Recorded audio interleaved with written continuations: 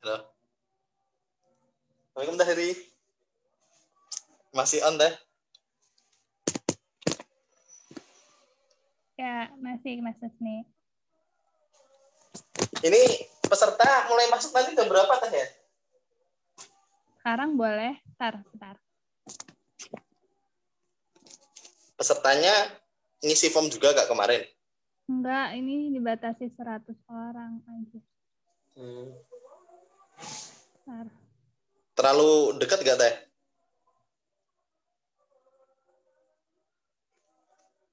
Bentar. Udah cukup kok. Udah cukup. Saya masukin peserta ya. Oke, siap. Wait.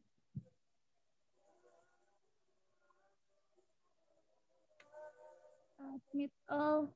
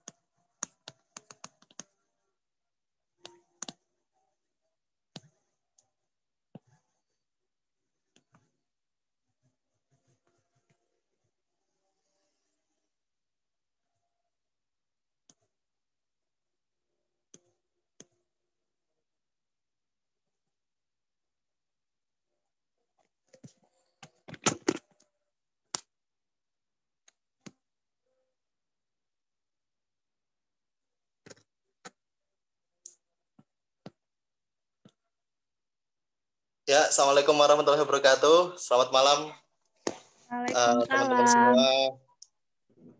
Waalaikumsalam warahmatullahi wabarakatuh, Kang Husni. Alhamdulillah. Ini Pak Bagus, ada semangat. Kemarin Ya. yang udah ikut yang minggu lalu siapa saja ya ini ya? Saya ikut yang minggu lalu juga, Kang. Wah, ada. Oh iya ini. Familiar nih profilnya nih Mas Bagus Prasetyo. Ada Mas Reya, ini Mas Hera atau Mbak Hera ya? Maaf ya. Salah ini manggil. Ini sambil nunggu peserta yang lain.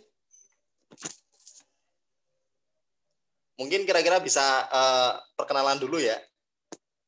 Karena tak kenal maka tak sayang. Gitu. Kali aja mungkin ada yang ternyata tetangga desa kayak kemarin saya sama Mbak siapa? Mbak Maya kalau Mbak yang dari Tembalang sama-sama ternyata satu kota. Gitu. Mungkin nanti kalau ketika ketemu sama-sama satu daerah kan bisa saling sharing-sharing pasca materi malam hari ini. Mangga, siapa yang mau memperkenalkan diri? Bapak Lurah dulu, Bapak Lurah. Waduh, ada Bapak Lurah ternyata.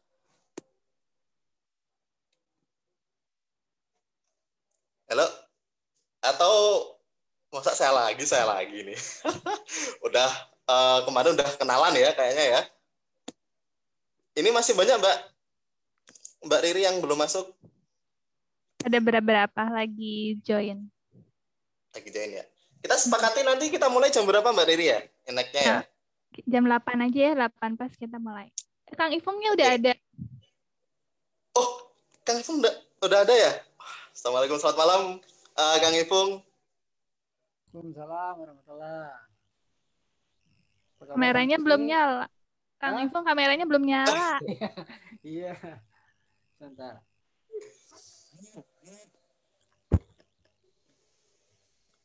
Ya, selamat datang yang baru masuk. Iya, ini sebenarnya waktunya mepet ya, di Bandung mah. Iya, mepet ke Isa. Baru Isa itu sebenarnya 7.48, 7.50 lah baru beres bubar kalau dari masjidnya. Kang Ipung, Assalamualaikum. Waalaikumsalam warahmatullahi Mas Bagus. Akhirnya saya bisa melihat penampakan Kang Ipung setelah lama di grup reseller. Iya. Baru tahu aslinya ya Mas Bagus ya.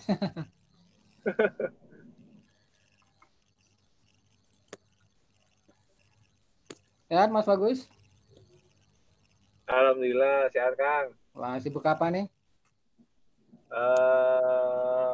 Ini lagi sibuk di kantor perencanaan 2 tahun depan. Wis. Keren. Saya sempat bingung Teh Riri sama kelasnya yang di reseller yang bedah buku. Kirain Jumat ini, ternyata Jumat minggu depan masih ya. Oh, yang bedah buku itu ya? Iya. Makanya saya tadi sempat nagih. Maksudnya kelas resellernya itu ternyata masih minggu depan. Terlalu banyak kelas ya, Pak Bagus. Salam. Jalan.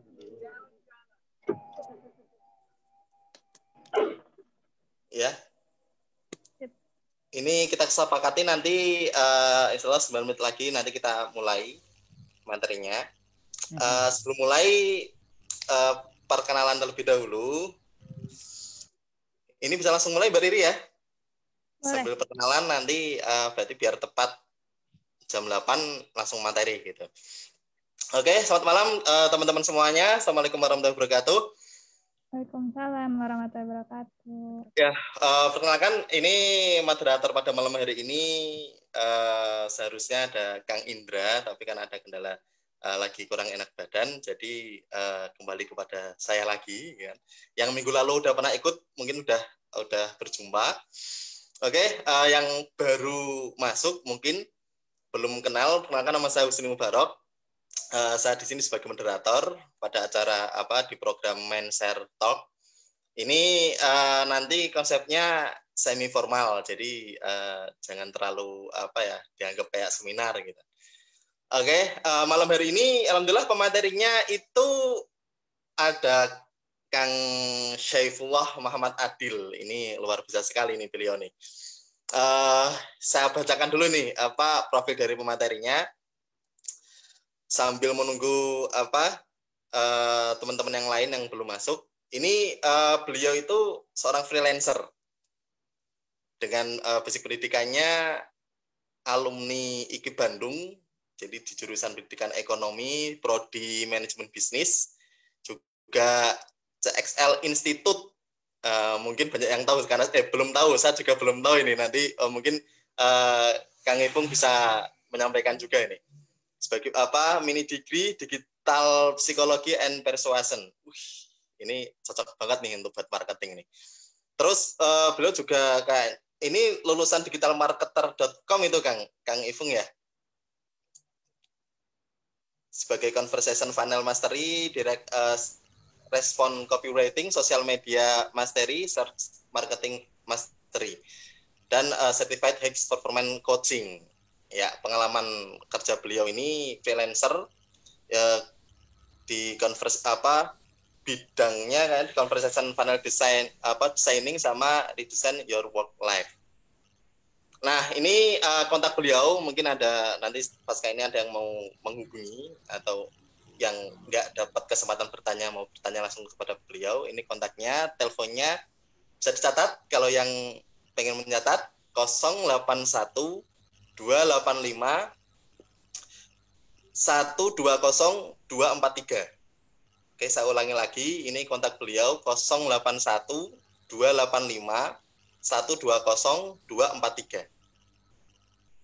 Atau bisa dikunjungi di websitenya beliau www.funnellingaction.com pakai C. Action. Dan ini email beliau yang masih yang mau kirim pesan lewat email. Email beliau adalah syaifullah76@gmail.com. syaifullah76@gmail.com. Kang Ipul sendiri ini punya hobi yang jarang sekali orang-orang punya hobi seperti ini, yaitu hobi pertama adalah belajar dan mengajar, dan yang kedua ini kayaknya udah mulai jarang sekali yang menggeluti, yaitu bela diri tradisional. Karena kebanyakan teman-teman saya yang saya kenal itu lebih suka kayak bela diri dari luar daerah, luar negara. Seperti saya pernah ada kenalan di Tai Chi dan lain-lain. Jadi jarang anak generasi sekarang yang tertarik di bela diri tradisional. Dan ini beliau punya skill di bidang funneling design hack, copywriting, neuromarketing, dan design thinking. Itu sedikit banyak nanti profil beliau.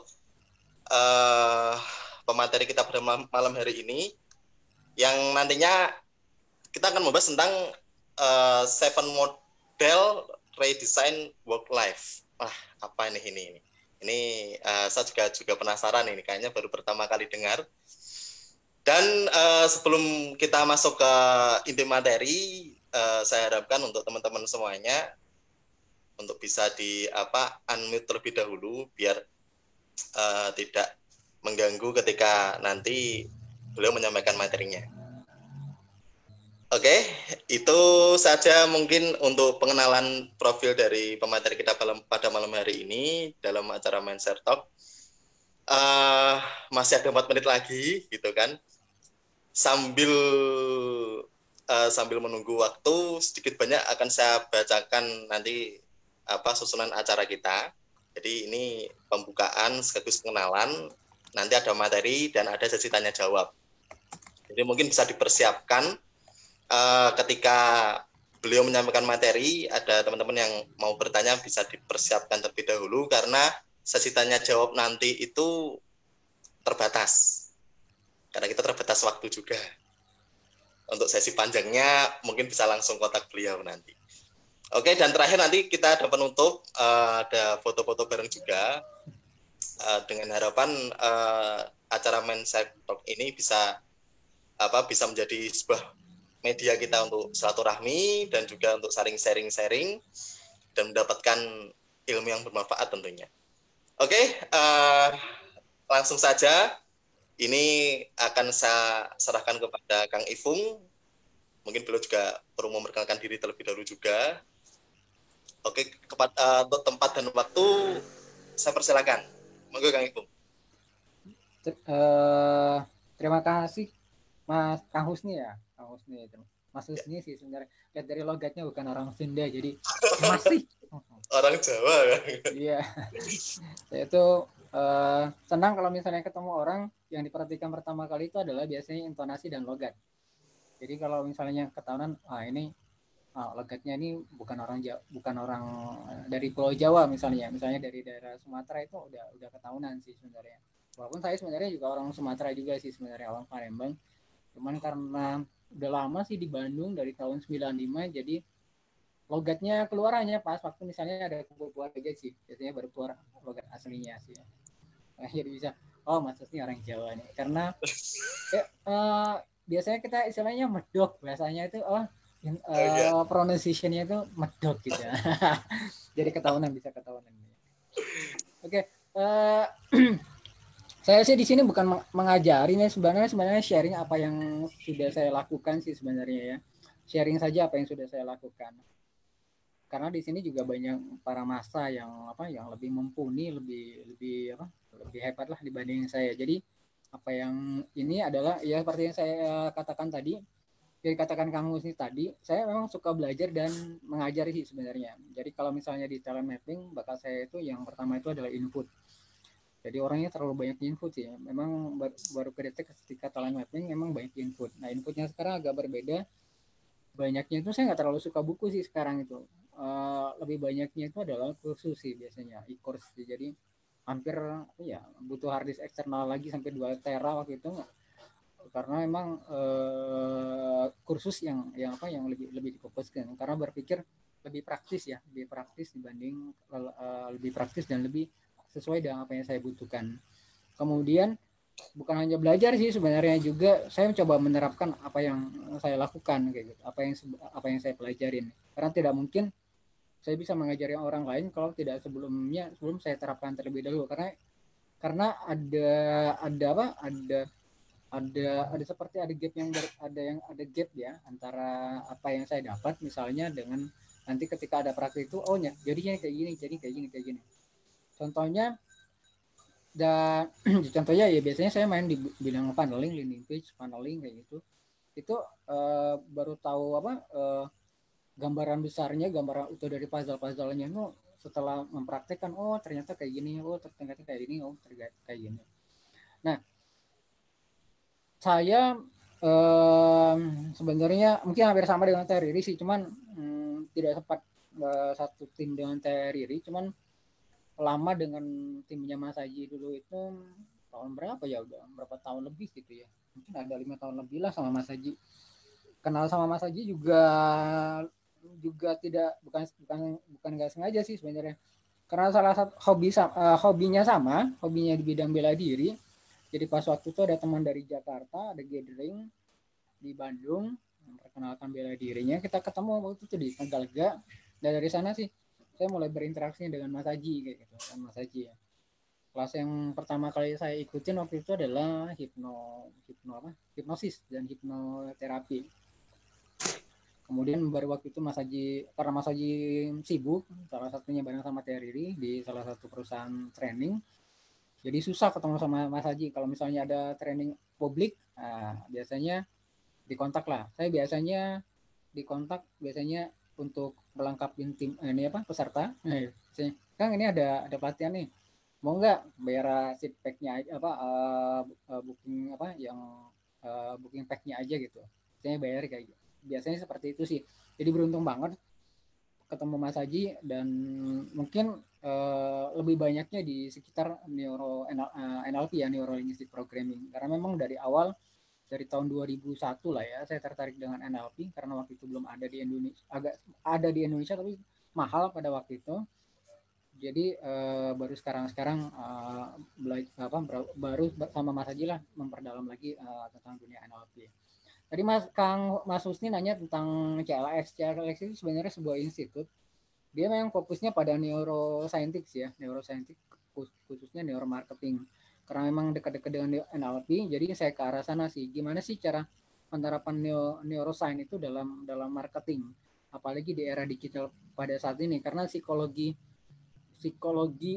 dan persuasif untuk di era digital saat ini agak sedikit berbeda dengan ketika misalnya zaman masih iklannya banyak menggunakan media cetak, misal koran, majalah, atau televisi ataupun radio. Jadi ada pendekatan yang sedikit berbeda, karena masyarakat sekarang banyak pilihan sih sebenarnya, banyak pilihan yang disajikan kepada mereka. Jadi harus betul-betul kita bisa meraih hati mereka untuk ketika melakukan promosi terhadap penjualan. Nah, saya mungkin baru tertarik di design thinking itu adalah ketika bareng di trainer ya, Mas Haji, Uncle Slam biasa membahas tentang design thinking. Kemudian saya pikir seperti apa sih proses design thinking. Jadi ini salah satu kelemahannya bakat input itu. Kalau ada sesuatu yang menarik, ya harus dikejar, harus dipelajarin kayak gitu. Dan saya selalu diingatkan dulu temannya Mas Haji, Mas Firman, yang waktu itu saya konsultasi ke beliau, harusnya salah satunya fokus. Cuma ya itu tadi penyakitnya input itu, bakat input itu adalah kalau menilai sesuatu yang menarik, pengen dipelajarin. Akhirnya karena seperti apa sih design thinking itu sebenarnya, akhirnya saya pelajarin kayak gitu. Ternyata polanya menurut saya sederhana sih sebenarnya, sederhana. Cuman bukan kapasitas saya untuk mengajarkan apa tentang design thinking itu sendiri. Nah, materi malam ini sih sebenarnya berangkat dari pengalaman yang saya jalankan, yang kemudian saya combine dengan apa yang saya pahami dengan menggunakan design thinking. Akhirnya berpikir ini kayaknya bagus nih, karena saya juga mungkin saya masih pemain all dalam artian masih kalau promosi biasanya menggunakan grup, salah satunya grup Facebook, kemudian grup LinkedIn, kemudian biasa grup-grup Telegram atau grup WhatsApp. Jadi lebih banyak promosi atau misalnya edukasi dan promosi menggunakan grup. Nah, di grup-grup misalnya utamanya di grup-grup Facebook itu seringkali banyak pertanyaan lah ya, kalau misalnya di market, di peluang-peluang bisnis dan segala macamnya. Bisnis apa sih yang cocok misalnya pada saat ini pas pandemi kayak gini, kerjaan apa sih yang cocok untuk sampingan dan segala macamnya. Ini kepikiran juga sih, berangkat dari itu, wah apa nih sebenarnya yang dibutuhkan teman-teman nih sebenarnya untuk memecahkan masalahnya mereka sih sebenarnya. Kan rata-rata mereka, wah modalnya nggak besar, modalnya hanya modalnya ada nggak yang modalnya kecil, ada yang modalnya yang terbatas dan segala macamnya. Nah ternyata kalau misalnya ketika saya tracking apa yang saya jalankan, nggak mesti harus pakai modal sih sebenarnya. Dalam artian modal pada diri sendiri itu ada, modal apa yang sudah yang ada pada diri kita sendiri itu bisa kita jadikan sebagai modal sih sebenarnya. Ya, modal di sini jangan selalu identik dengan uang sih sebenarnya. Skill kita, pencapaian kita, achievement kita, kemudian misalnya kemampuan kita ketika menyelesaikan suatu masalah atau ketika menghadapi masalah, misalnya masalah berat badan kah, atau misalnya masalah yang lainnya, kemudian kita sukses, itu bisa jadi, itu bisa diutilisasi, dimanfaatkan, digunakan dan dimonetizing gitu, bisa diuangkan sih kalau mau kayak gitu kan. Tinggal pertanyaannya, prosesnya seperti apa sih? Saya izin share screen ke teman-teman. Sekali lagi bukan ini apa yang saya jalankan selama ini. Mudah-mudahan ini bisa memberikan sedikit pencerahan atau mungkin insight atau masukan lah kepada teman-teman. Izin share ya.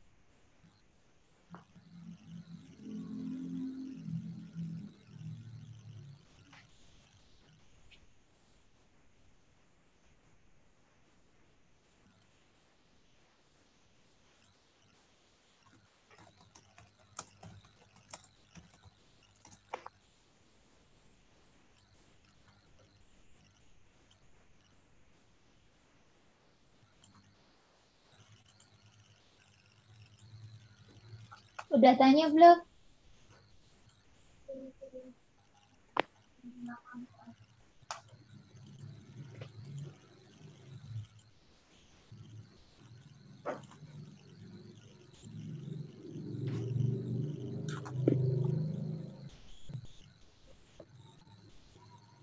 Oke.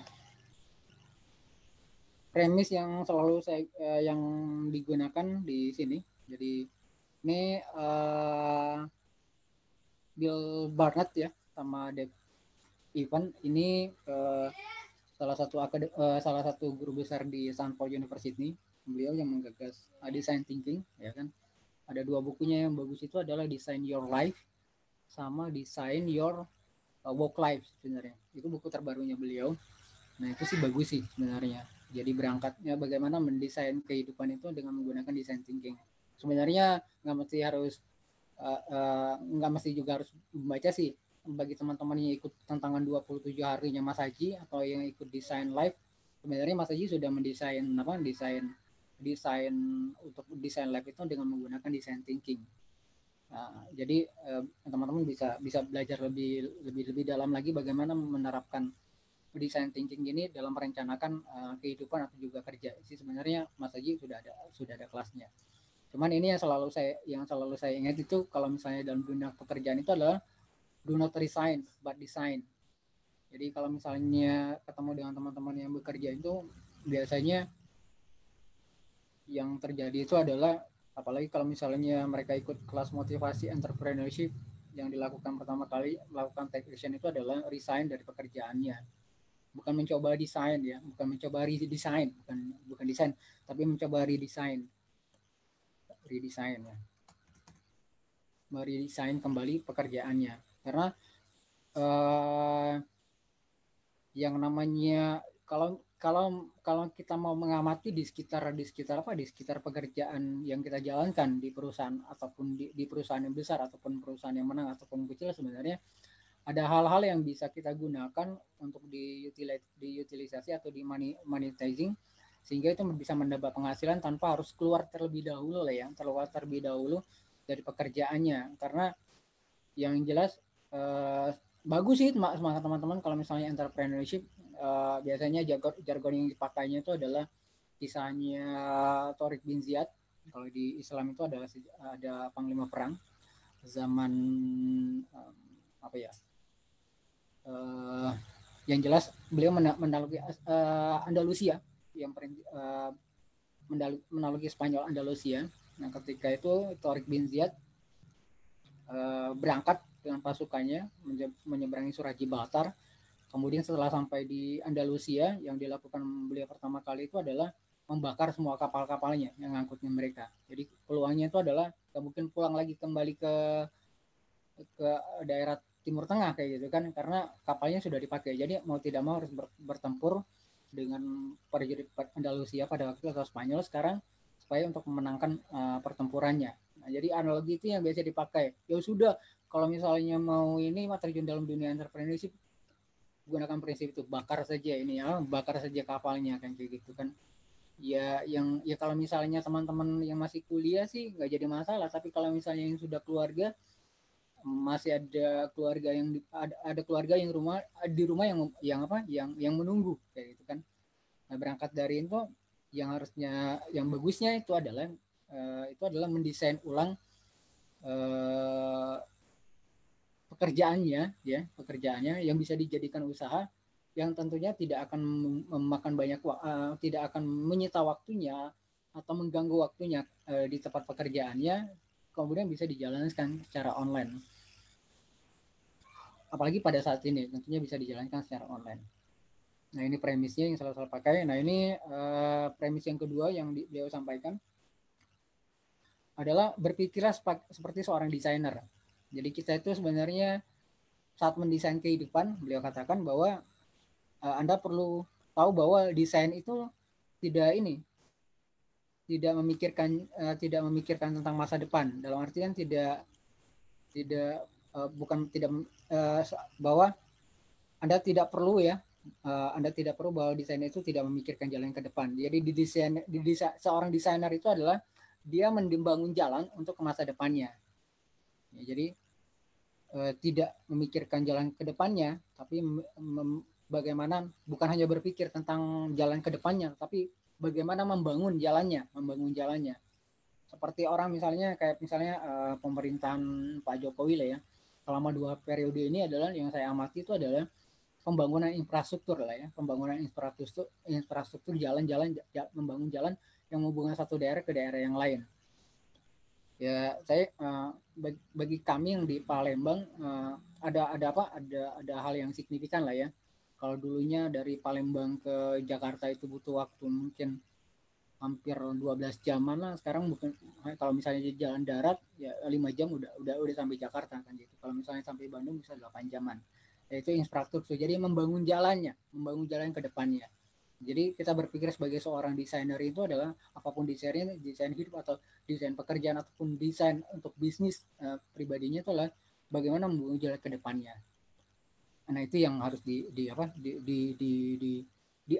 ada dalam sebenarnya harus ada dalam diri kitanya sebagai seorang desainer, kalau misalnya ingin menjadi seorang desainer thinking dan menerapkan desain thinking dalam kehidupan kita. Nah ini saya ini sekelumit tentang design thinking. Nah, ini design thinking yang saya pelajarin one on one.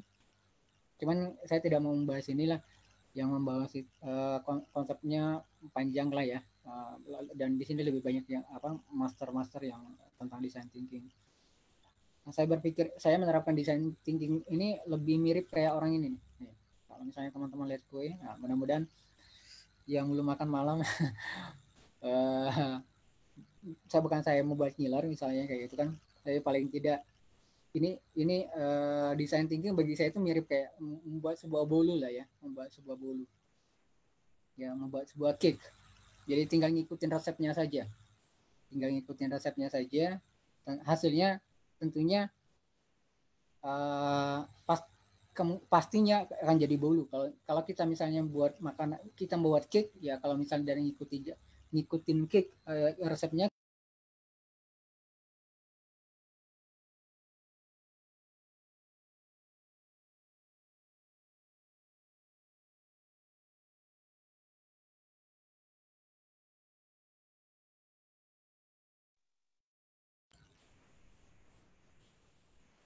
ya kan.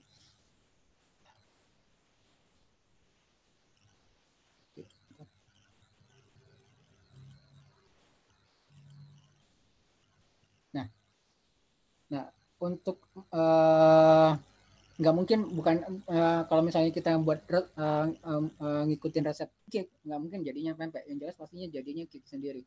Yang mana jadinya paling tidak ada 3 kemungkinan cake yang kita buat. Yang pertama sesuai ekspektasinya, yaitu jadi sesuai dengan yang kita harapkan. Yang kedua biasanya gagal, bukan gagal dalam artian ini cake-nya berantakan. Biasanya kalau istilahnya biasanya bantat kayak gitu kan, atau ya istilahnya bantat lah ya, kalau bahasanya saya itu bantat jadinya kicknya. Atau yang ketiganya tuh di luar ekspektasi, artinya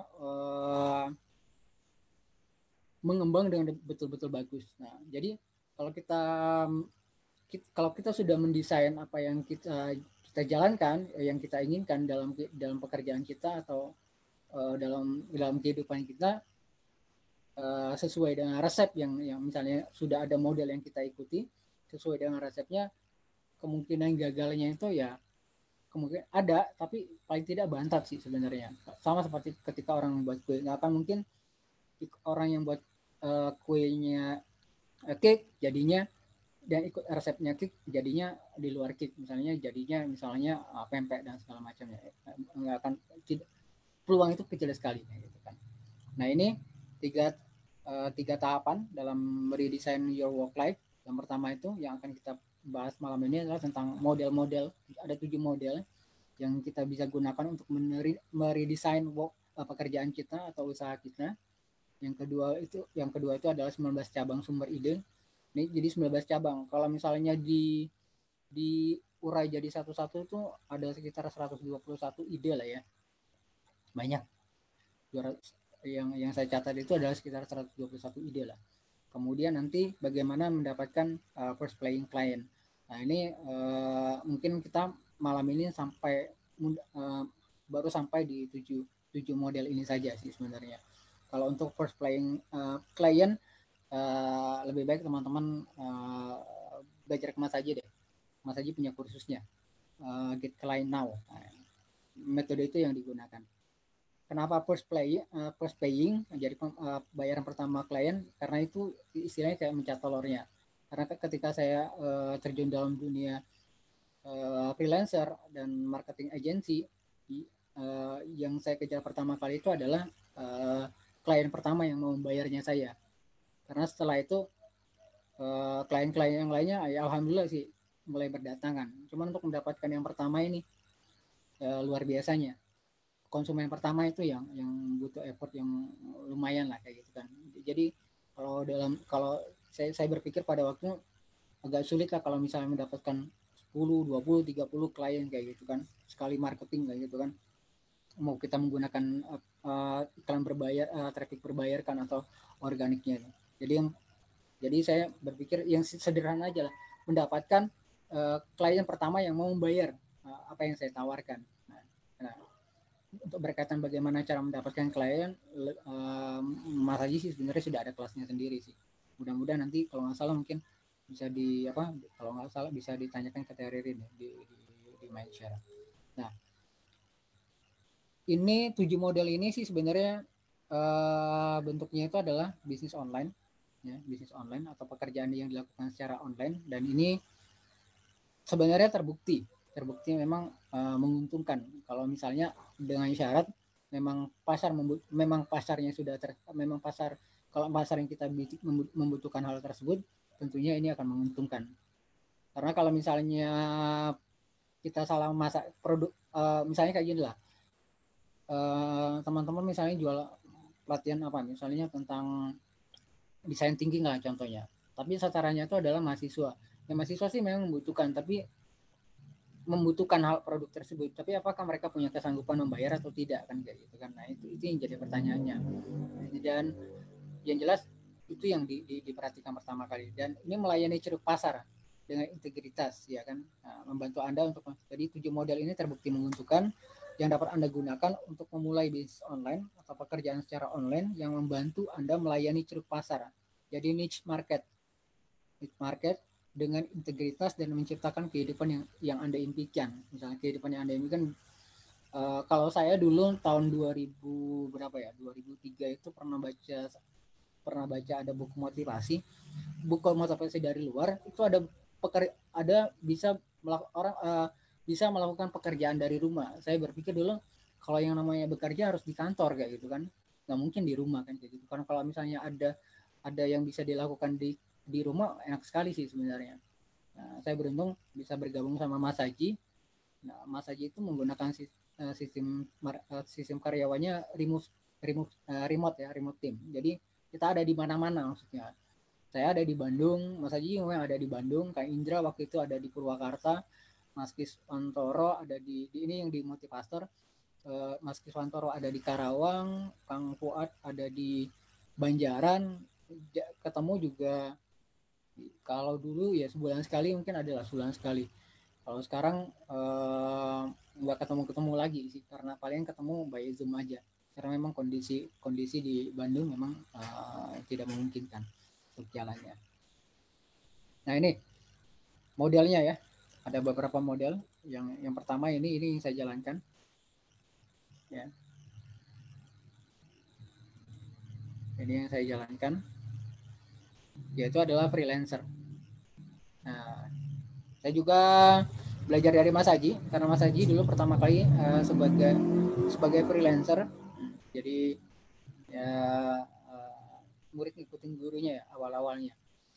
Jadi Mas Haji dulu pertama kali memperkenalkan sebagai freelancer, jadi saya pengen tahu apa sih freelancer. Nah, akhirnya mulai saya membangun perjalanan saya di freelancer. Nah, model satunya freelancer yang banyak sih sebenarnya saat ini teman-teman yang terjun di digital marketing gelutin. Ini salah satu model yang yang sangat populer, bukan hanya di luar negeri, juga di Indonesia udah mulai populer. Nah, kalau misalnya teman-teman punya keterampilan yang spesifik ya, nah ini bisa jadi freelancer. Nah, freelancer ini bisa ditawarkan orang ke per orang atau bisa ke bisnis yang membutuhkan.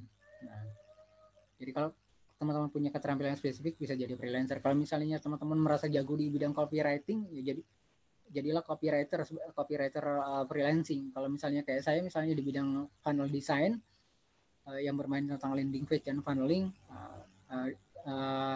itu yang saya tawarkan ke orang atau ke bisnis yang tentunya membutuhkan jasa saya. Banyak sih sebenarnya freelancer yang lainnya. Mas Haji suka cerita misalnya yang editornya beliau juga seorang freelancer. Jadi ketika Mas Haji nulis buku, biasanya ada editor lagi sebelum ke Mas Haji, sebelum dilemparkan ke penerbit untuk membuat ilustrasi dan segala macamnya. Nah, itu seorang freelancer juga. Kemudian mendesain cover dan segala macamnya juga ada freelancernya. kalau misalnya teman-teman dapat promo dari Mindshare atau Motivasi Pastor dengan desain-desain yang menarik, itu juga freelancer bagian desain kayak gitu, yang memang yang kita hire untuk membuat desain-desain sehingga jadi menarik. Nah, kalau banyaklah sebenarnya dunia freelancer lah saat ini, bisa digelutin lah, ya spesifik. Ada yang menarik itu, yang spesifik itu Excel. Ya, kalau misalnya teman-teman jago dalam bidang Microsoft Excel, nah itu bisa juga jadi untuk Microsoft Excel atau Google Sheet kayak gitu. Itu misalnya digunakan untuk teman-teman di marketing analisis kayak gitu. Nah, itu bisa digunakan, bisa dijual kalau teman-teman ingin jadi seorang freelancer. Itu yang model pertama. Model yang kedua, nah ini coaching sama konsultasi. Nah, jadi konsultan. Nah, coaching atau konsultan ini salah satu cara tercepat untuk mendesain pekerjaan dan mengonline-kannya yang akan menggantikan pendapatan perusahaan Anda, yang memungkinkan Anda meninggalkan 9 to 5. 9 to 5 itu biasanya istilah yang biasa digunakan di teman-teman di dunia pekerjaan korporasi. 9 dari jam 5 sampai ke dari jam 9 sampai ke jam 5 sore. Ya, jadi itu bisa merupakan cara tercepat lah. Sebenarnya dunia coaching udah luar biasa perkembangannya saat ini di Indonesia. Kalau misalnya teman-teman punya concern dan punya kemauan ke arah sana, bisa terjun di dunia coaching atau konsultasi. Nah, kalau cuman ini aja sih, ini pendapat saya pribadi sih, pengalaman pribadi. Kalau dunia coaching itu benar-benar harus benar-benar bisa free bebas. Misalnya free bebas itu dalam artian kayak gini. Awal-awal latihan coaching sama Mas Haji itu 3 bulan itu awal berat banget sih. Beratnya apa? Karena kan di kepalanya saya pribadi itu adalah banyak pengetahuan yang bisa disuggestkan, disarankan kepada orang yang coaching. Sedangkan coaching nggak bisa memberikan suggest secara langsung kayak gitu kan. Kalau misalnya mau secara langsung ya jadinya consulting kayak gitu kan. Jadi itu pengalaman yang berat sih 3 bulan itu untuk melatih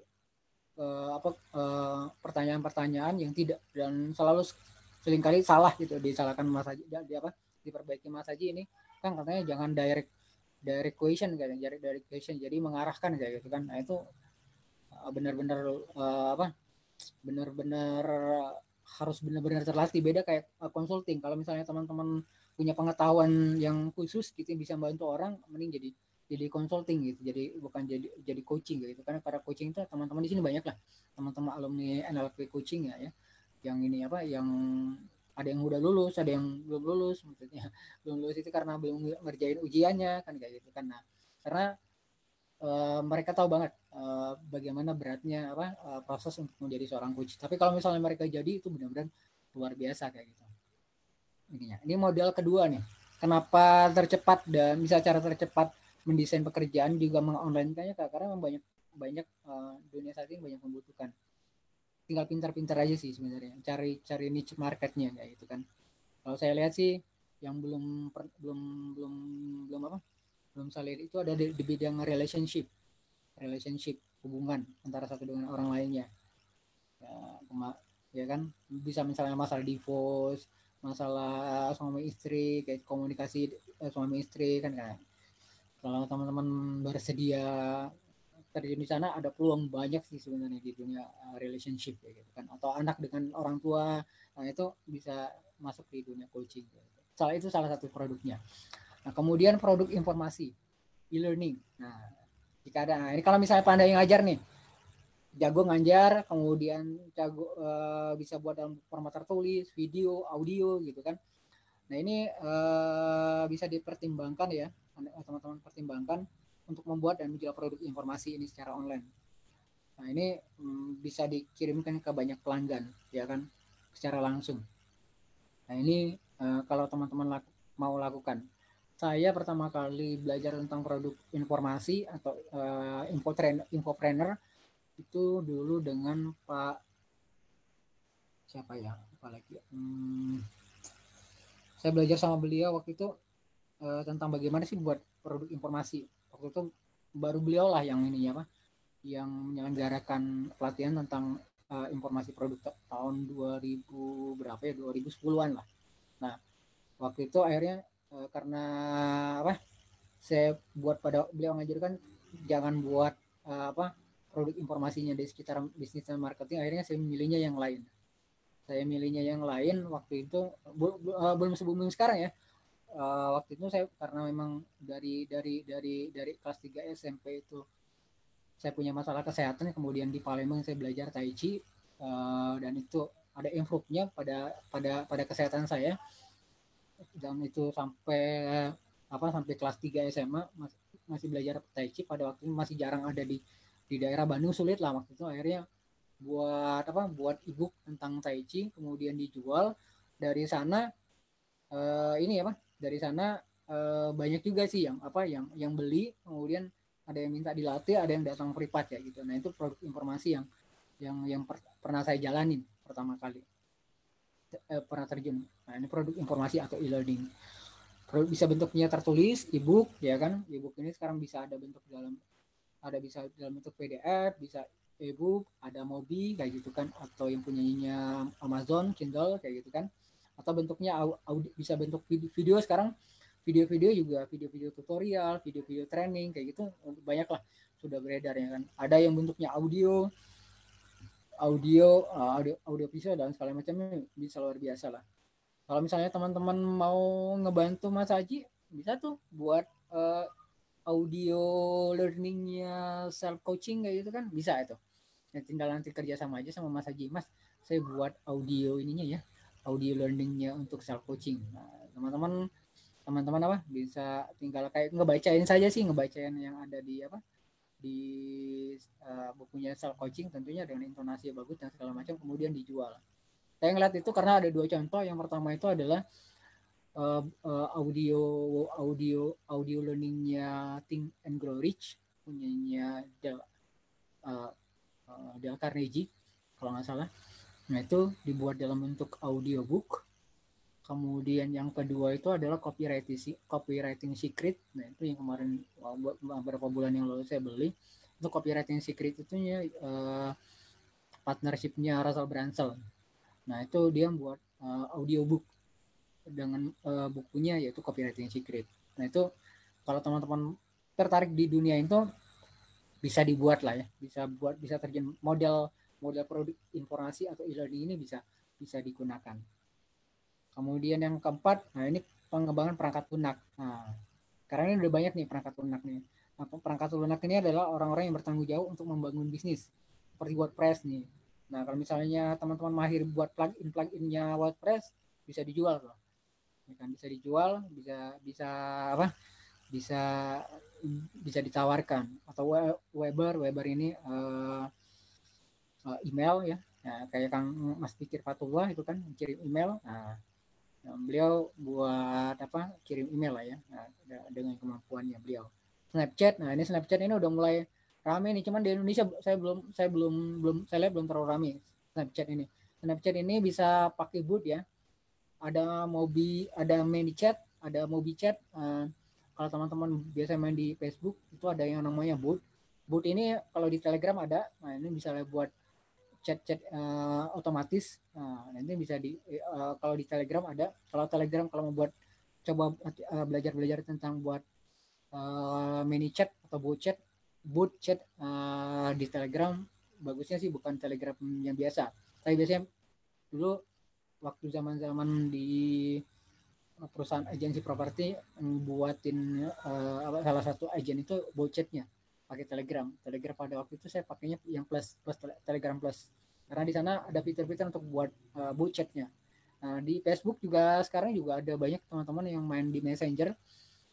Walaupun di Indonesia kurang terlalu populer ya main di Messenger, tapi kalau teman-teman di luar itu, digital marketer di luar itu banyak lah yang main di Messenger. Terakhir saya lihat tadi di web WhatsApp-nya itu ada fitur terbaru yang bisa menghubungkan antara WhatsApp dengan Messenger. Nah, itu bisa dipakai teman-teman. Nah, atau buat aplikasi seluler yang bisa digunakan. Nah, kalau saya punya sedikit pengalaman di desain perangkat lunak tahun 2004 sampai 2008 itu saya terjun di dunia pialang, berangkat dari marketing, kemudian sampai akhirnya jadi trader. Saya waktu itu konsennya bukan di stok, bukan di saham, tapi di forex waktu itu karena memang lebih tertariknya di forex. Ya seringkali seringkali beli robot trading karena memang harus yang namanya trader itu harus meminimalisir yang namanya emosi ketika mau trading, ketika mau eksekusi masuk atau eksekusi keluar. Akhirnya beli robot trading sampai akhirnya berpikir bagaimana buat robot trading sendiri. Waktu itu maksain belajar namanya perangkatnya pakai MetaQuote, jadi MetaQuote meta language, bahasanya itu bahasa program C++. Kalau misalnya teman-teman di dunia IT tahu lah yang namanya C++. Nah, C++ itu mirip meta language itu mirip dengan C++. Jadi bisa buat robot trading pada waktu itu. Ini pengembangan perangkat lunak pernah dijalani kayak gitu buat robot trading. Yang bisa dijual ke orang lain karena mahal juga sih, mahal apa ya, kalau di Indonesia mungkin ada sekitar harga paling murah itu 250.000 lah ya, tapi kalau di luar negeri itu bisa sampai 1.000 US dollar lah kalau misalnya yang orang jualnya, dan ada yang jualnya, ada yang belinya, apalagi kalau teman-teman misalnya bisa pasar luar negeri. Yang saya tahunya itu negara Nigeria tuh yang sangat demen sekali bermain di dunia sektor trading, khususnya FX atau forex. Nah, ini bisa dijadikan model juga kalau misalnya teman-teman mau mengembangkan perangkat lunak. Model yang kelima ini pemasaran afiliasi, affiliate marketing atau joint venturing. GV. Nah, ada yang nyebutnya GV, ada yang nyebutnya affiliate marketing lah ya.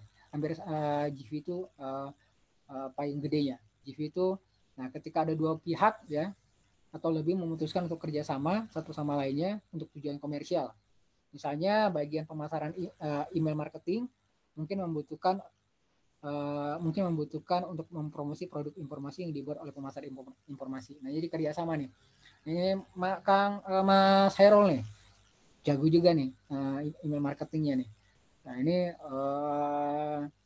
bisa buat joint venturing kayak gitu dengan orang yang jual produk informasi. Saya ini punya, misalnya Mas Husni bilang, ini saya punya database nih yang cocok untuk produk Anda nih. Yuk kita kerjasama. Nah, itu joint venture, GV ya, joint venturing. Atau pemasaran affiliate marketing. Nah, ya kan banyak lah. Mas Haji sudah desain bagus, luar biasa itu Mindshare untuk affiliate marketing. Kalau di luar, kalau saya lihat teman-teman di luar, saya juga belajar affiliate marketing keluar itu adalah kalau misalnya teman-teman yang terjun di dunia affiliate marketing, mending untuk meningkatkan hasilnya supaya bagus, kalau menurut saya sih mending belajar namanya Six Secret Marketing Research. Itu punyanya Ryan Days, digital marketing itu Six Secret ya, marketing research. Itu belajar tentang marketing research. Nah, itu salah satu contohnya itu adalah tentang affiliate. Bagaimana seorang affiliate bisa sukses menjual banyak produk, mendesain produk-produk yang bisa dijual secara afiliasi, sehingga dia memperoleh penghasilan yang luar biasa dari afiliasi. Mas Haji itu udah bagus tuh. Teman-teman bisa luar biasa tuh di Mindshare. Ada bukunya, ada trainingnya. Nah, ya kan itu bisa dijadikan kayak bundling, bisa dipromosi satu, atau misalnya kalau di dunia funneling, di dunia funneling ada yang tripwire offer, ada yang core offernya. Core offernya apa? Penawar intinya misalnya bukunya, tripwire offernya ya, penawaran untuk pembukanya bisa kursusnya kan kayak gitu. Atau dibalik lah, bisa-bisanya teman-teman aja sih yang mana menurut teman-teman pasar cocoknya, pasar punya teman-teman kayak gitu. Mau kursusnya dulu yang ditawarin, self coaching, atau bukunya dulu, atau dua-duanya. Biasanya nanti dibuat kayak funneling, sehingga nanti di akhir biasanya di bumper, di thanks page-nya mereka bayar 2. Mas Haji kalau saya kemarin itu sudah desain itu ada yang ketika promo sekarang itu yang PU2 yang bundling dengan planner ya, productivity planner. Nah, itu sebenarnya sebenarnya mempermudah teman-teman affiliate memasarkannya. Jadi ada bisa bukunya saja, buku self coachingnya saja, nanti ada tawaran productivity planner-nya, sehingga nanti di akhirnya mereka beli dua-duanya kan kayak gitu. Nah itu di Six Secret Marketing Research itu akan belajar seperti itu, bagaimana menentukan free offer-nya, tripwire offer-nya, core offer-nya, terus maximizer profit maximizer-nya. Nah itu sehingga teman-teman yang terjun yang memutuskan untuk terjun pilihannya itu adalah afiliasi marketing bisa terjun di sana. Kemudian yang keenam, nah ini model subscription atau keanggotaan. Nah ini saya belum lihat ya model keanggotaan, kecuali teman-teman yang menggunakan sistemnya affiliate marketing memang keanggotaan. Jadi model ini sebenarnya sama, bergantung dengan pengetahuan yang spesifik ya. Jadi, dan kemudian orang memang banyak meminta produk dan Anda ya kemudian meminta orang untuk membayar Anda menjadi anggotanya. Jadi model subscription ini adalah model keanggotaan, membership. Jadi teman-teman punya pengetahuan yang spesifik dan dibutuhkan banyak orang, ya udah buat sistem membership, ya kan. Kalau misalnya biasanya kalau model ini biasanya lebih banyaknya di Indonesia itu digunakan untuk lead magnet pre-offer. Jadi nanti dapat newsletter setiap minggu, setiap minggu sekali atau 2 minggu sekali atau 1 bulan sekali dapat newsletter kayak gitu kan. Dan newsletter itu bisa dibuat menjadi free atau misalnya menjadi berbayar karena misalnya bagus kayak gitu kan. Itu bisa juga bentuknya video free kemudian video berbayar, itu bisa menggunakan model subscription gitu kan. Jadi model keanggotaan membership. Nah ini bisa digunakan oleh teman-teman. Dan yang terakhir ini model program kelompok ya. Nah ini diminati banyak pengusaha tunggal nih saat ini nih, pengusaha employee nih, program kelompok. Yang saya tahunya kemarin sempat sekitar 3 bulan yang lalu ya, saya belajar namanya grup coaching sukses. Grup coaching sukses. Nah itu bagaimana membuat grup coaching, ya kan? Bagaimana membuat kelompok-kelompok grup coaching. Jadi sistem coachingnya secara grup. Alasan membuat grup coaching itu ketika saya belajar grup coaching sukses itu adalah karena biaya coaching itu kan tinggi ya. Yang saya tahunya paling murah itu 500.000 ya per session. Satu sessionnya itu 45 menit sampai 55 menit. Dan biasanya minimal 3 session atau 6 session bahkan lebih kayak gitu kan. Nah bayangkan itu yang paling murahnya. Tapi kalau yang udah expert bisa sampai 2,5 juta ke atas lah gitu yang harganya. Tentunya untuk orang-orang yang awal-awal yang mau coaching berat sih katanya untuk mengeluarkan uang segitu. Maka bisa ditawarkan grup coaching. Jadi bayarnya jadi lebih murah. Di grup coaching itu dijelaskan sih sang mentornya menjelaskan bagaimana menyelenggarakan grup coaching secara sukses itu seperti apa kayak gitu kan. Dan ini banyak diminatin, bisa dikombin sih, bisa misalnya kayak sekarang. Saya awalnya sih kepikiran waktu itu adalah tapi nanti silakan teman-teman follow up sendiri, bisa teman-teman follow up karena saya nggak akan kegarap. Mas nanti Mbak Terry lah ya, Mas Haji dan yang lainnya bisa memfasilitasi. Waktu itu kepikiran kayak self coaching ini ya, self coachingnya punya Mas Haji itu dibuat kayak grup coachingnya. Jadi awalnya ini desain yang saya buat ya, yang saya rencananya waktu itu mau buat bahwa teman-teman ini bahwa saya nawarkan kelas grup coaching kayak gitu kan. Kemudian mereka bisa beli awalnya beli buku coachingnya dulu, kemudian nanti diselenggarakan grup coachingnya. Pertama dilakukan kayak bedah bukunya dulu, pembahasan satu persatu dulu tentang apa yang ada di buku itu. Kemudian nanti ada simulasi coachingnya. Nah kalau misalnya mereka nggak puas dari ketika di simulasi atau ketika menjalankan grup coaching pada waktu grup coaching tentang misalnya buku self employed bisa ditawarkan yang lebih tinggi lagi, bayar apa coaching secara privat. Ya waktu itu sempat desain seperti itu sih sebenarnya, cuman lagi mikir kembali nih kalau mau menyelenggarakan kayak gitu harus butuh izin banget dengan Mas Hajinya, diperbolehkan atau tidaknya gitu ya. udah mikir-mikir ini boleh nggak ya kalau misalnya saya menyelenggarakan kayak gitu kan. Cuman saya lihat teman-teman di Mindshare kemudian sudah merencanakan sebuah program sendiri. Akhirnya saya pikir nggak usah lah, nggak jadi aja diselenggarakan.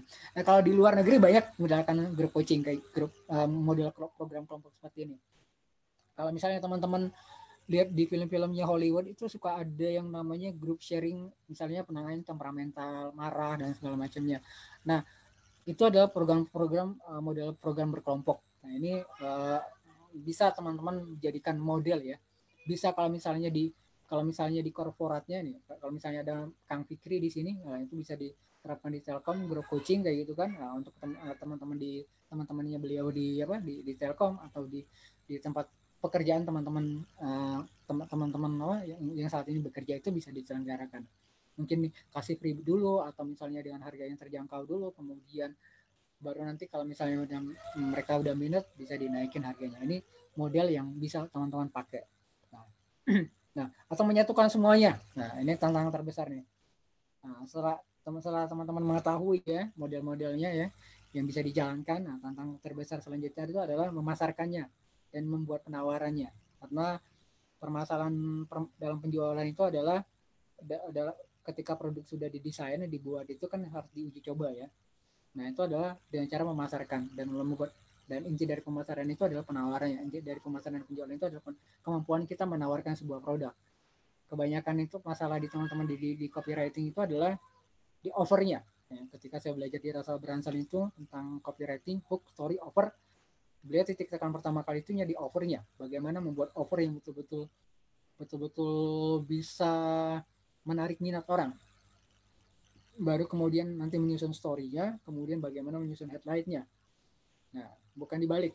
Buat headline-nya dulu.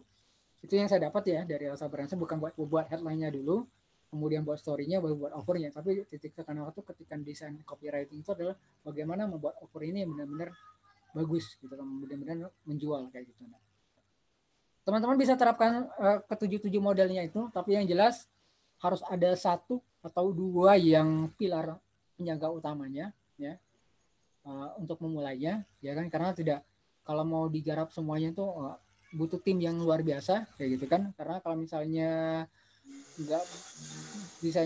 timnya nggak besar, nggak akan agak sulit untuk menerapkan semuanya. Tapi paling tidak bisa bertahap. Jadi pilih saja, kalau menurut saya sih pilih saja yang menurut teman-teman cocok nih. Saya cocok misalnya di sistem grup ya, grup coaching atau membership submissioning kayak subscription gitu kan, atau misalnya mau jadi freelancer, atau misalnya jadi consulting, atau jadi coach, atau misalnya jual produk-produk digital, produk-produk e-learning. Pilih aja salah satu dulu lah untuk memulainya ya kan.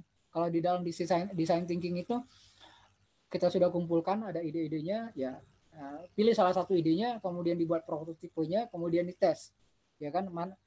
Karena kita nggak tahu yang mana yang jalan duluan.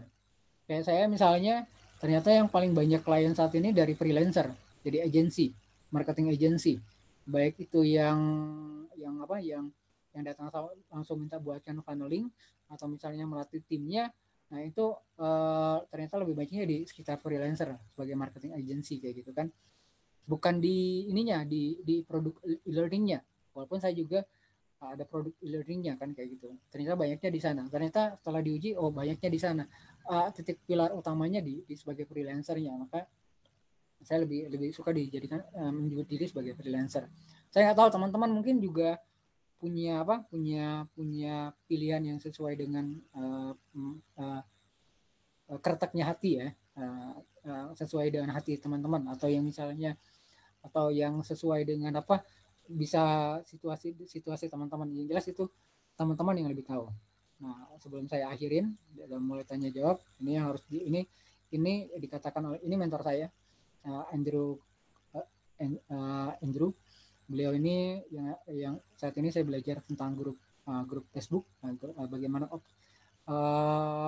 bagaimana menumbuhkan dan memonetizing grup Facebook. Nah, saya belajar sama beliau. Nah, beliau ada salah satu yang beliau katakan itu adalah done better than perfect. Jadi lebih baik dilakukan daripada nunggu harus perfect dulu. Ya kan, kalau nunggu perfect dulu nggak akan jalan-jalan. Jadi apa yang bisa dilakukan yang terbaik lakukan, nggak mesti harus nunggu perfect. Kemudian ini dari Rowan Howard, Profesor Stanford, dianggap sebagai bapak analisis keputusan. Ini saya suka banget quote-nya. Jangan pernah mengacaukan kualitas keputusan dengan kualitas hasil. Keduanya adalah hal yang berbeda. Satu-satunya hal yang dapat Anda kendalikan adalah kualitas penelitian Anda, riset Anda, dan kualitas keputusan yang dihasilkan. Jadi kita seringkali, saya ya, seringkali lah ya,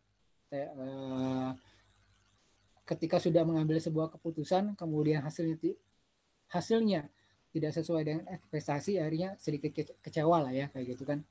Ketika saya baca kode ini, iya juga ya, ternyata kita sudah melakukan keputusan yang terbaik, gitu kan, yang sudah kita ambil, kualitas hasil itu di luar kendali kita karena banyak faktornya. Ya. Kayak seperti analoginya seorang pemanah, ketika dia membidikan panahnya, ada banyak faktor untuk panah itu tepat sasaran. Ada faktor angin, faktor kontur tanah, atau yang lainnya, itu di luar kendalinya kita. Yang jelas kita sudah ngambil keputusan, dan itu menurut kita keputusan kita terbaik, hasilnya ya kita serahkan kepada Allah.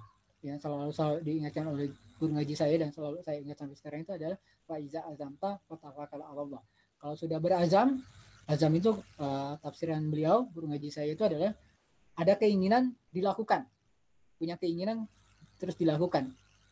Setelahnya tawakal kepada Allah. Karena hasil sudah di luar kendalinya kita. Kita sudah punya keinginan, kita sudah melakukan, serahkan semuanya kepada Allah.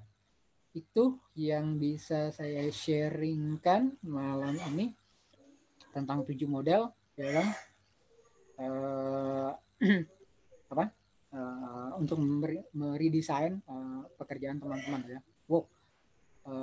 Pekerjaan ini tidak mesti saya tidak berpikirnya tidak membatasi dalam artian harus kera putih, yang kera biru, atau yang kera sakti, enggak kayak gitu kan. Jadi dunia kerjaan itu, dunia pekerjaan yang dunia kera itu yang bukan itulah. Banyak lah ya orang kita di rumah, ibu-ibu guru misalnya, di sini ada ibu guru juga seorang pekerja kan. Walaupun misalnya dia punya perusahaannya, punya TK-nya sendiri, dia sekolahnya sendiri.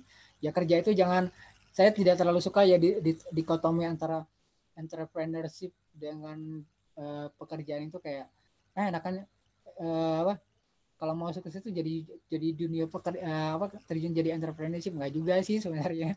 Kalau misalnya mentalnya nggak kuat ya akan balik juga di dunia kerjaan.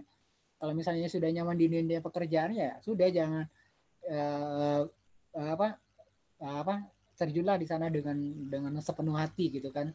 Kalau misalnya mau cari side job yang lainnya, side work yang lainnya ya bisalah dari sumber itunya dari kemampuan yang teman-teman milikin, teman-teman yang sudah lakukan, yang sudah pernah capai. Mungkin ada hal-hal yang kadang yang ide-ide itu nggak mesti harus hal yang luar biasa, hal yang sederhana juga bisa. Ini juga PR nih. PR-nya saya itu buat istri sih sebenarnya. Saya itu ketiga anak saya itu besarnya diasuh dari bayi itu sampai balita itu oleh saya ya, bukan ibu ya, bukan istri saya yang ngasuh ya, tapi saya yang ngasuh ya. Jadi saya itu bukan agak perfect sih. Jadi anak itu harus kenapa saya yang nanganin, saya yang megang, karena anak-anak saya itu harus sesuai dengan tumbuh kembang anak. Karena jangan sampai ada yang terlewat, karena kalau sudah ada tumbuh kembang yang terlewat, itu pasti akan bermasalah di psikologinya, ya kan? Di psikologinya akan pasti ada masalah kayak gitu. Dan itu dialami oleh anak saya yang kedua, karena ada tumbuh kembangnya yang lewat. Ketika itu berpikir wah luar biasa anak ini kayak gitu kan, ternyata dampaknya konsentrasinya ini harus terapi psikologi, akhirnya kelas 1 SD harus terapi psikologi, akhirnya anak ketiga itu full banget saya yang mengasuhnya. Itu berdasarkan ada catatan-catatan tumbuh kembangnya. Kayak gitu kalau misalnya saya nyatetin, kayaknya bagus juga nih kalau misalnya buat training di sekitar tumbuh kembang anak kayak gitu kan, apalagi di era sekarang kayak gitu kan, banyak ibu-ibu di rumah kan, banyak anak-anak asuh kayak gitu bisa. Itu sih sebenarnya banyak ide-ide yang bisa contoh-contoh ide yang bisa yang bisa teman-teman manfaatkan dari ketujuh model ini. Ya, itu saya kembalikan lagi ke Mas Husni. Ya, siap. Terima kasih banyak Kang Ipung. Wah, luar biasa sekali. Ini karena waktu kita juga udah mepet. Langsung saja ke sesi tanya jawab. Ini kita buka untuk 2 pertanyaan saja. Kita sudah ada 1 yang bertanya via chat. Masih ada 1 kesempatan. Silakan untuk teman-teman yang mau bertanya bisa via chat atau bisa bertanya secara langsung. Ada satu lagi atau kalau sambil menunggu bisa dijawab dulu Kang Ipung. Ini ada 1 pertanyaan nih Kang. Iya. Ini dari Bu Endang nih. Pak Manda. Ya. Bu Endang apa kabar? Lama ya ketemu. Terakhir ketemu kita di abnormal ya. Di abnormal. Waktu di abnormal Batu. Terakhir kali kita ketemu ya. Setelah itu terhalang dengan pandemi. Apa kabar, Bu? Alhamdulillah baik. Gimana Kang? Alhamdulillah. Ya ini saya coba ya Bu. Nah ini ya Bu Endang ya. Ini pertanyaan dari Bu Endang nih. Tadi disebutkan untuk 7 model sebaiknya dijalankan semuanya. Enggak dijalankan semuanya, tapi tetap harus ada 1-2 model yang jadi andalan. Pertanyaanku adalah kalau dari 7 model ada 3 atau 4 model dan dikerucutkan jadi 2 yang jadi andalan gimana? Ya, kira-kira apa kelebihannya, apa kelemahannya? Jika membatasi 1 atau 2 yang diandalkan, mohon pencerahannya. Sebenarnya maksud saya itu bisa dijalankan 7-7-nya ini sebenarnya kalau misalnya Bu Endang punya tim yang bagus ya, tim digital marketing yang bagus, ini bisa dijalankan semuanya sih sebenarnya. Nanti ada bagian divisi learning, bagian divisi coaching dan segala macamnya sih sebenarnya. Cuman pengalaman belajar dari teman-teman baik yang di Indonesia maupun yang di luar, para teman-teman digital marketer yang di luar, biasanya mereka hanya 1 atau 2 saja sih yang biasanya yang jadi andalan mereka. Yang lainnya itu biasanya ngikut, bukan jadi hal yang utama. Jadi hanya pendamping saja, bukan yang jadi utamanya. Jadi tetap pasti ada 1-2-nya. Kalau misalnya kita belajar dari guru kita Mas Haji ya, itu beliau 1 atau 2 saja yang utamanya kan kayak gitu kan. Kalau misalnya contoh yang sederhana saja lah ya dari buku, beliau biasanya awalnya dari bentuknya e-learningnya misalnya e-course-nya kan, digital course-nya kan gitu kan, mulai dari sana dulu, kemudian baru buat bukunya, dan itu polanya seperti itu. Nah, ini sedikit bocoran aja, polanya Mas Haji itu adalah seperti itu, karena saya lama ikut sama Mas Haji dulu awal-awal. Hypno-writing itu kita dari kuliah WhatsApp dulu sebelum jadi buku. Itu sampai 28 batch kalau nggak salah. 28 batch itu rata-rata 100 sampai 200 members lah waktu itu. Selama 3 bulan lebih lah kalau nggak salah. Baru setelah itu kepikiran Mas Haji ngebuatnya dalam bentuk buku hypno-writing. Nah, itu juga sama. Kemudian hypno-selling juga sama. Waktu itu Mas Haji bareng Coach Muhammad Irsan yang membuat training kuliah WhatsApp-nya hypno-selling. Dari kuliah WhatsApp hypno-selling kemudian jadi buku ya kan, dibuat dalam bentuk buku. Kemudian lihat aja productivity hack, kemudian jadi productivity 1-on-1 jadi buku productivity hack, kemudian yang lainnya terakhir yang sekarang itu buku self coaching, dari training self coaching dulu jadi buku self coaching. Kalau diperhatikan itu, kalau Mas Haji itu polanya seperti itu yang saya amatin sebenarnya sih. Nanti Mas Haji sendirilah yang jawab atau yang bisa jawab. Tapi selama saya bareng sama Mas Haji polanya seperti itu. Jadi beliau sendiri walaupun ada juga ada coachingnya juga, tentunya ada coachingnya juga. Cuman yang tampak di umum itu adalah 1-2 itu dulu. Jadi ada mulai dari e-learning kemudian ke produk yang lainnya. Jadi Bu Endang bisa pilih salah satu aja yang nyaman Bu Endang untuk pilar pertama, pilar keduanya. Yang lainnya nanti bisa ngikutin sih, tergantung kondisi di lapangan kayak gitu kan, tergantung kesiapan timnya. Kalau misalnya hanya 1, tapi kebanyakan yang saya tahunya teman-teman di luar atau di Indonesia itu hanya 1-2 aja sih, nggak 7-7-nya diambil kayak gitu kan, gitu Bu. Oke. Kang, mau nanya ini Kang. Misalnya yang freelancer itu kan khusus untuk keterampilan yang sangat spesifik. Misalnya kayak saya itu kan mendalami lie detection ya. Lie detection itu saya skill ini banyak dibutuhkan oleh auditor.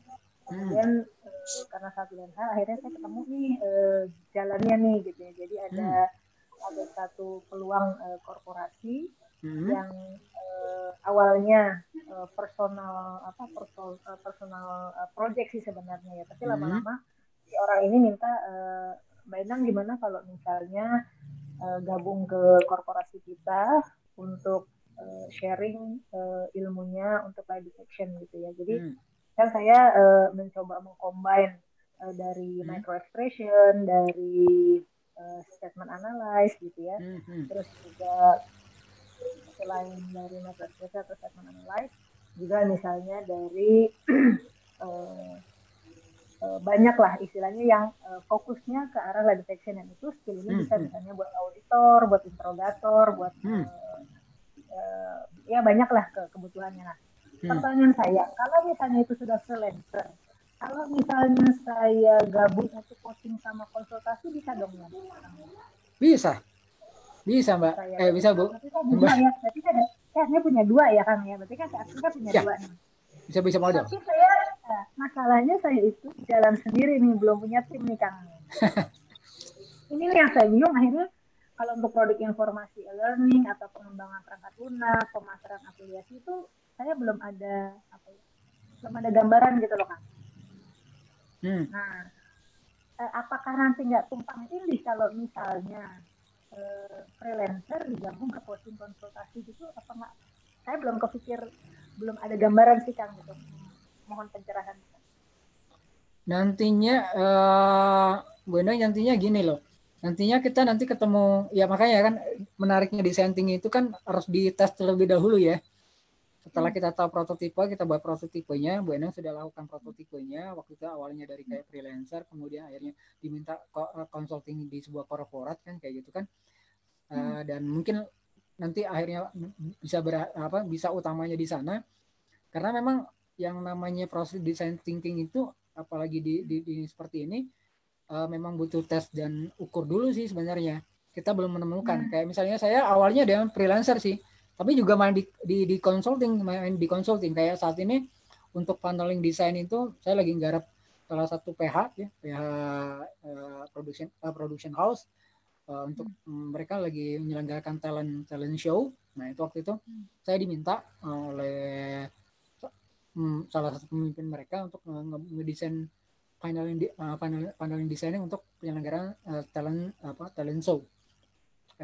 PH-nya PH besar lah di Indonesia. Salah satu produksinya itu filmnya itu adalah Naga Bonar. Nah, itu berangkatnya dulu dari freelancer. Saya ngebuatin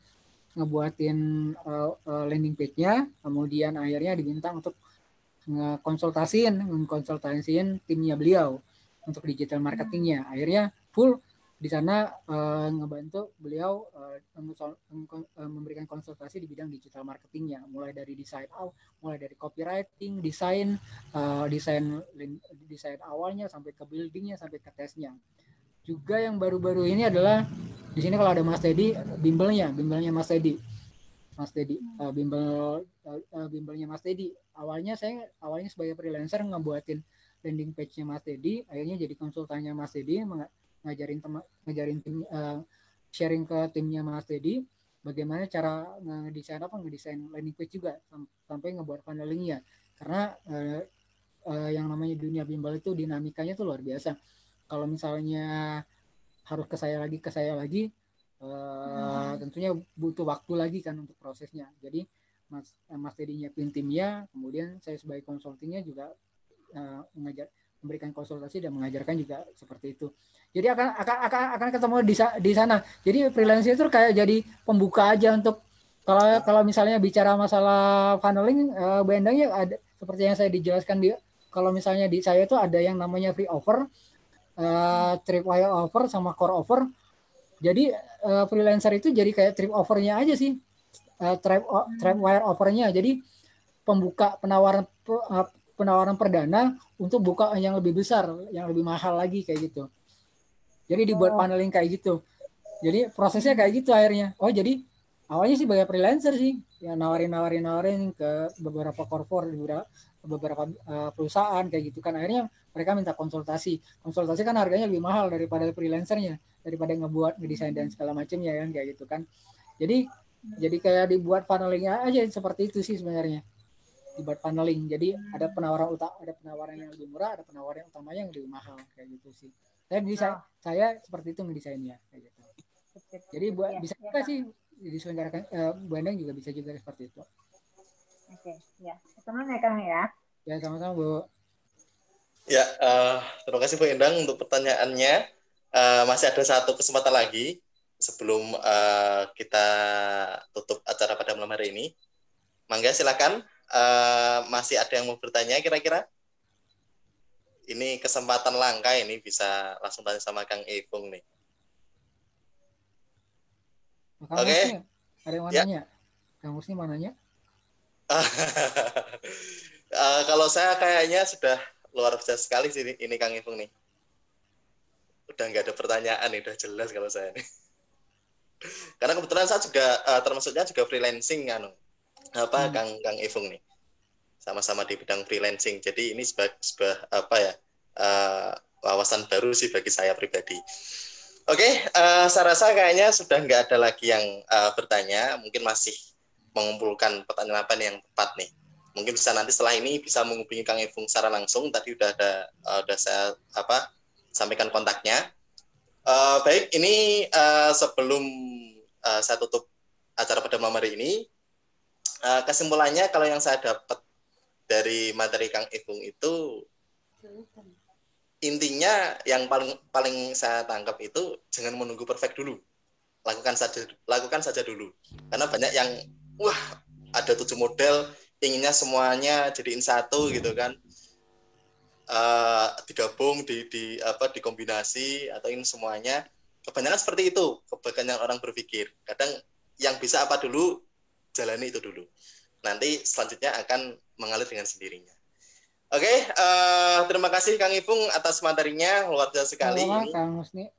Ya, sebelum ini kita tutup, kita baca doa terlebih dahulu. Semoga dengan acara Mindset Talk ini bisa memberikan manfaat kepada kita semua. Setidaknya ilmu yang kita dapat bisa bermanfaat dan bisa berkah. Oke, mari kita baca doa kafaratul majlis bersama-sama. Bismillahirrahmanirrahim. Subhanakallahumma wa bihamdika asyhadu an la ilaha illa anta astaghfiruka wa atubu ilaik. Ya, terima kasih Kang Ipung, terima kasih untuk teman-teman semuanya yang telah bersedia hadir di acara Mindset Talk.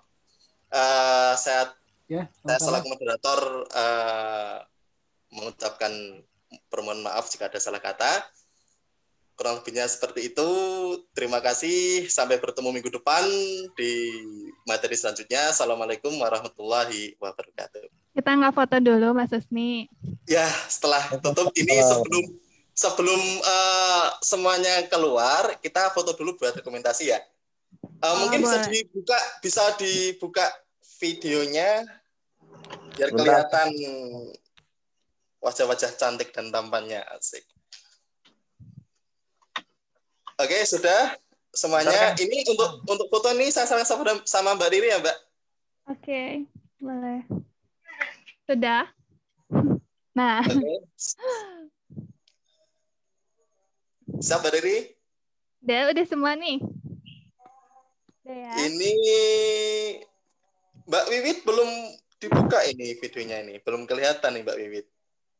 Gimana? Bu Evi belum. Gini aja deh. Mbak Maya, Bang Ridho. Ya, yang mau ikut foto bareng. Langsung aja ya. Langsung aja Mbak Riri. Oke, siap ya.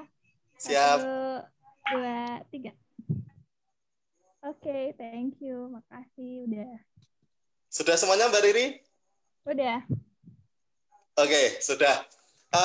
Sebelum saya tutup, nanti mohon untuk menyampaikan insight-nya untuk materi pada malam hari ini ya untuk teman-teman. Nanti bisa via apa Mbak? Bisa via chat Siap. di kontak di sini juga bisa sebelum nanti keluar bisa sambil menunggu ini selesai bisa sampaikan insight-nya. Oke, terima kasih. Sampai berjumpa di minggu Main depan. share ketiga. Ya, Terus kemarin ini lebih rame. Terima kasih Atau yang- semuanya. Terima kasih semuanya.